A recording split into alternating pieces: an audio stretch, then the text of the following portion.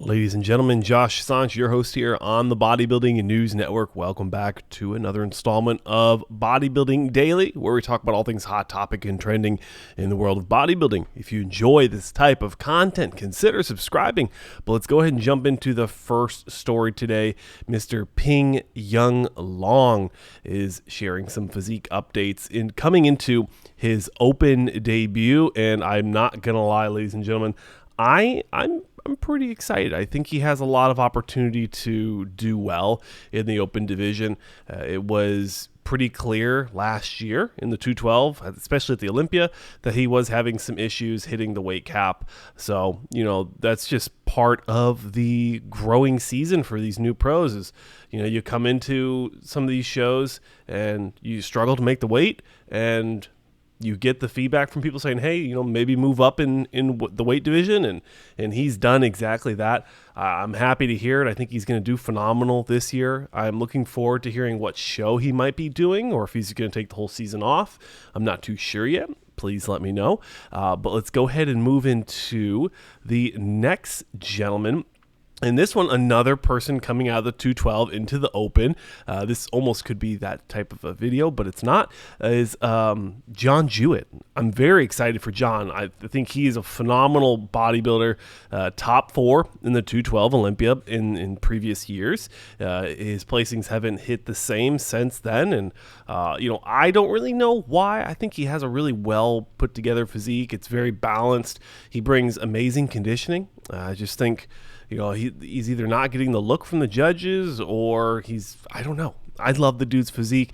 I'm super stoked to see what he's going to look like on the open stage. When it comes to these 212 guys, it's really a challenge sometimes for them to be able to be competitive on the open stages because they've restricted themselves for so long. But then you start looking at people that really came out of nowhere, and you look at someone like William Bodak or Hadi Chupin or Derek Lunsford. They were all, top 6 212 Olympians or Mr. Olympia 212 champions coming into the open division, and they've absolutely crushed lately, and they've done phenomenal. So I'm not saying that's exactly what's going to happen for John Jewett. I do think he's going to do well in the open league. I do think you're going to see him at the Mr. Olympia. He's also a phenomenal coach, and he has a segment on the Fuad Abiad podcast, or Fuad Abiad Media, right, fam? So check that out. I think he's a phenomenal dude, and I think he's going to do great things in the open division. Moving into Mohammed Shaaban, this guy, ladies and gentlemen, a little confused. So he came in just a few weeks ago during the Cali Pro, the week of, and then also the Toronto Pro, saying, I want to come and play. And he looked like he looked good, but not crazy shredded. But I'm like, okay, he looks good. He didn't do Cali. He didn't do Toronto. And then I thought he said in a post that he was going to be doing Orlando. But as of looking at these most recent physique updates, it looks like he's in the off season. And it says weight update is 280. And it says he's in the improvement season. So that would make me think that he's in the off season.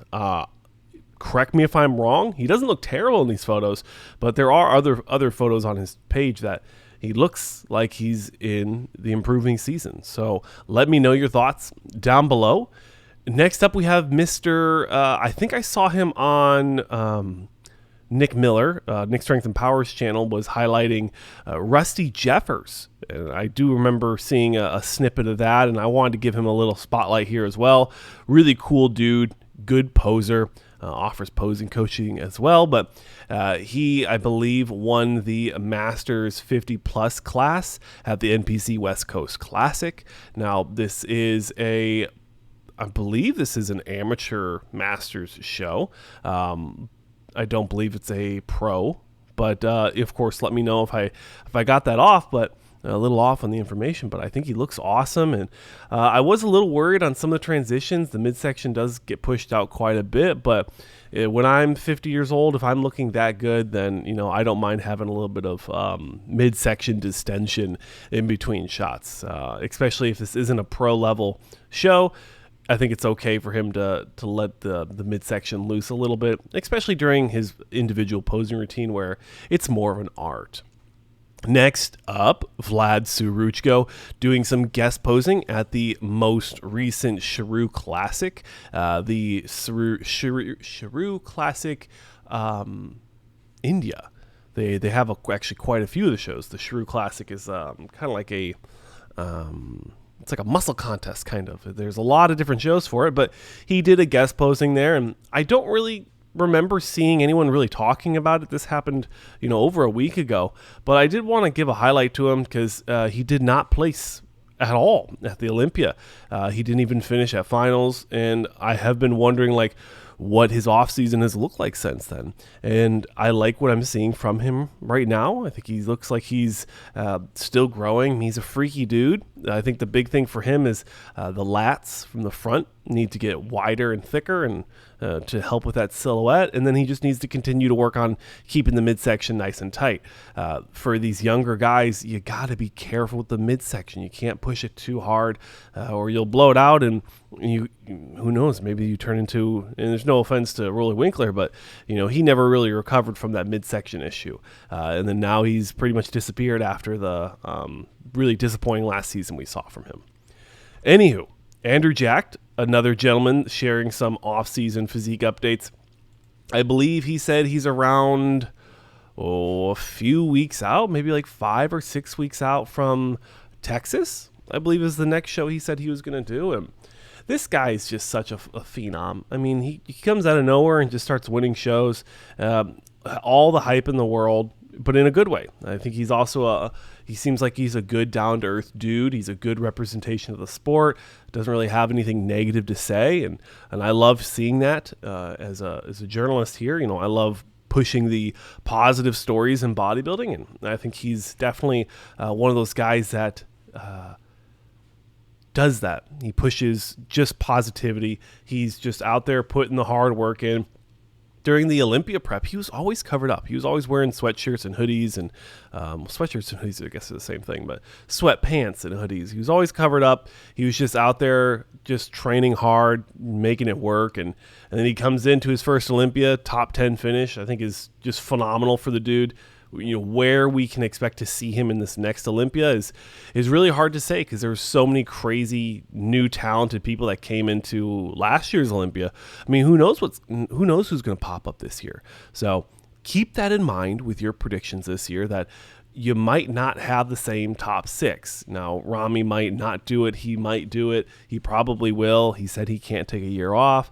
You've got someone like Brandon Curry, who's pretty much quiet until the Arnold Classic. Who knows what that guy's career is going to turn into? Really haven't heard anything from him. I don't particularly follow him very closely. And then you have absolute dark horses like the next gentleman we're going to talk about, who has placed in the top 6 before, Akim Williams. He also, with this physique update, sharing a little back shot from him.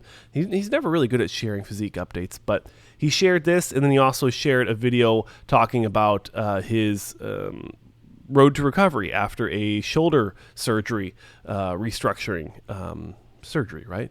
So I'm happy to hear that he's getting better and addressing issues he might have had. I didn't know he had shoulder issues. I don't follow him too closely, and I don't really even know if he puts out much content to communicate that type of thing to us. But this is a physique update from him. Who knows where we'll see him this season? I'm sure he's not going to be done, but I'm sure he might, or at least try to hit a show at the end of the year.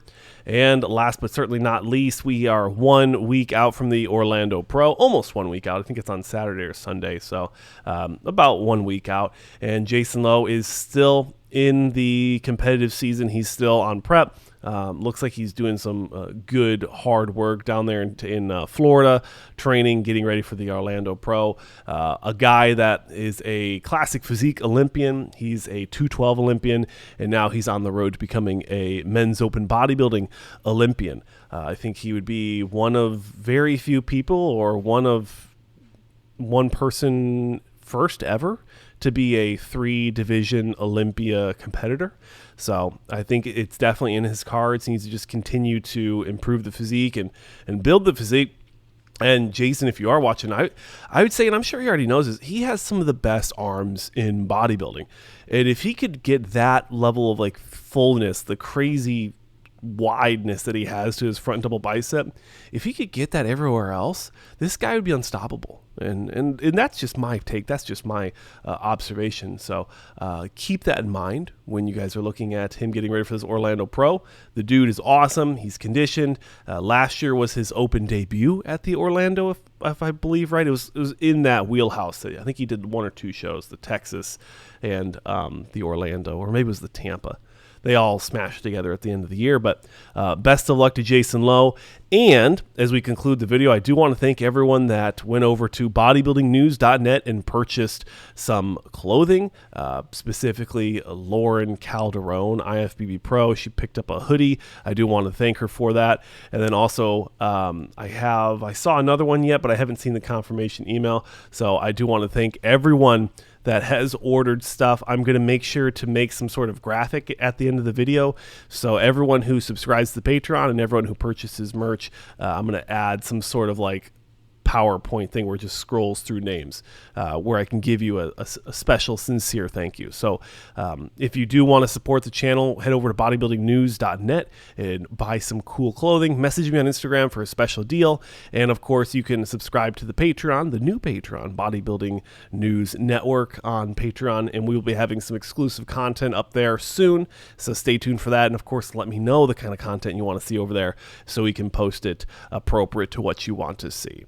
I'm your host, Josh Sanch. Thanks for watching, and I'll see you in the next one.